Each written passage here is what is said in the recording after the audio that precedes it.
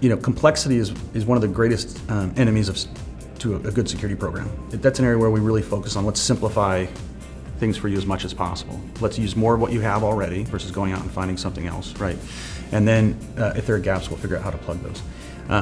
But how do you get there? How do you get to the point of saying, well, I need to understand all the areas I need to address so that I can determine where we have gaps, measure those, right, and then respond accordingly. A framework's a good way to do that. It standardizes things. A framework can help you establish those baseline standards that you can put a good foundation in place for your security program.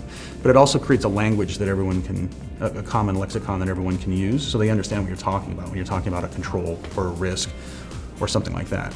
And it also helps you measure, which is a difficult thing to do if you don't have some standards in place because there's no point of reference to measure from. And they're globally accepted.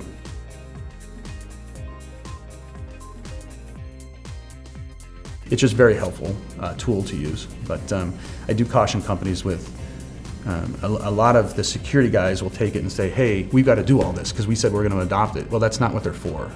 Again, it's a risk-based approach, so you really have to spend time figuring out how much of it you want to implement and support.